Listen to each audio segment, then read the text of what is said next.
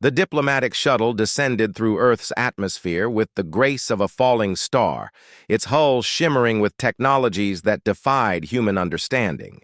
Inside the United Nations Assembly Hall, world leaders shifted nervously in their seats. First contact had finally come, but not in the way anyone had predicted. Jackson Miller stood at the back of the hall, his security badge feeling heavier than usual.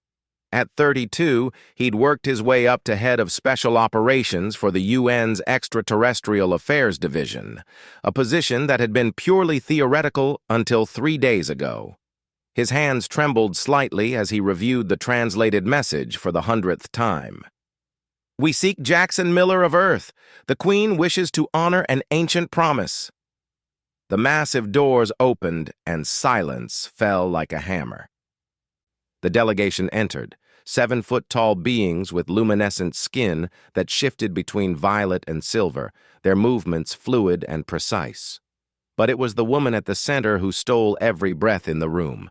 She was magnificent, draped in robes that seemed woven from starlight itself, with a crown of crystalline material that pulsed with inner light.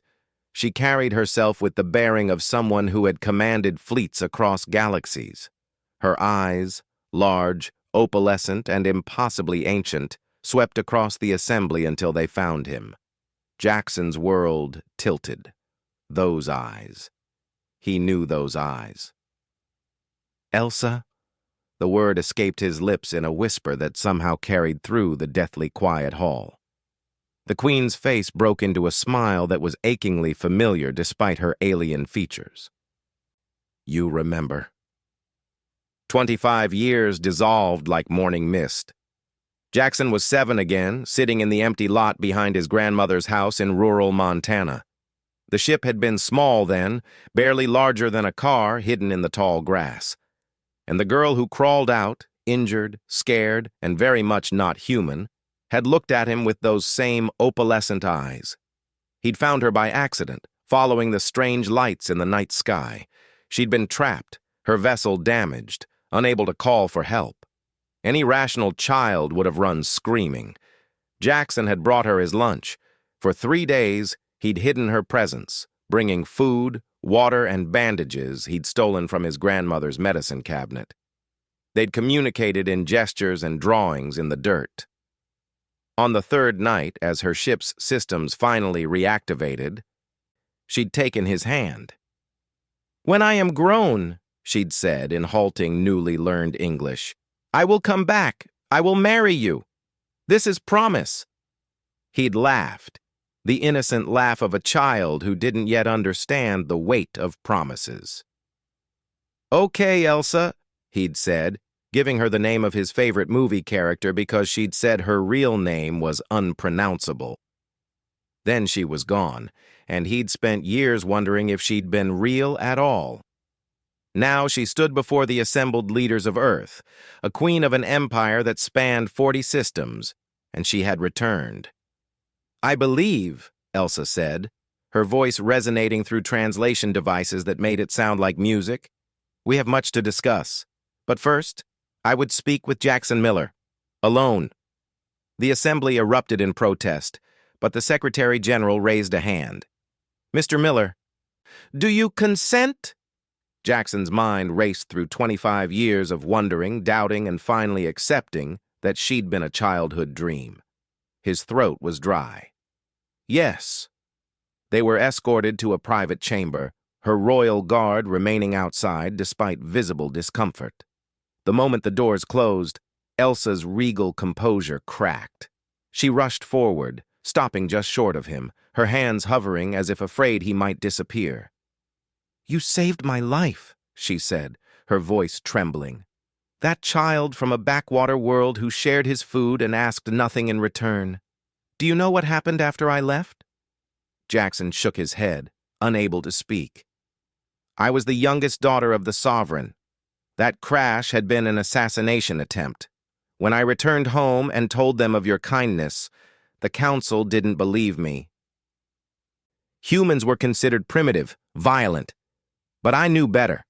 I spent 20 years rising through the ranks, proving myself until I took the throne. And the first act of my reign was to find you. Elsa, you don't have to. I promised, she interrupted, her eyes fierce. Among my people, a promise is sacred, especially one made in the darkness of our lowest moment.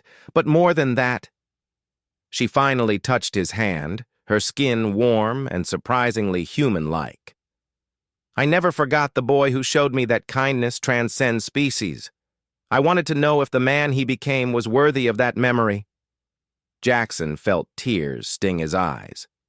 And you rose from poverty to lead your world's first contact division. You've advocated for refugee rights, for peaceful exploration. You're exactly who I hoped you would be. She smiled, vulnerable in a way no queen should be. I'm not asking you to marry me today, Jackson Miller. That was a child's promise. But I am asking if you'd like to get to know me, the woman I've become, not the scared girl you saved. Jackson laughed, the sound breaking through his shock. You crossed 40 light years for a second date? I crossed 40 light years to keep a promise, she corrected, her regal bearing returning with a playful edge. Whether it becomes something more, well, that's up to both of us. Outside, two civilizations waited to learn their fate. But in that moment, Jackson realized that first contact wasn't about governments or treaties. It was about a boy who shared his sandwich and a girl who never forgot. It was about kindness echoing across the cosmos and returning as something that might just save both their worlds. He took her hand properly, marveling at how well it fit in his. Then let's start with dinner. I know a great place, much better than my grandmother's sandwiches. Elsa's laugh was like bells. I look forward to it. But perhaps we should tell them outside that Earth is invited to join the Galactic Council before they panic? Yeah, Jackson grinned. That's probably a good idea, Your Majesty. Just Elsa? She said softly. With you? Always. Just Elsa.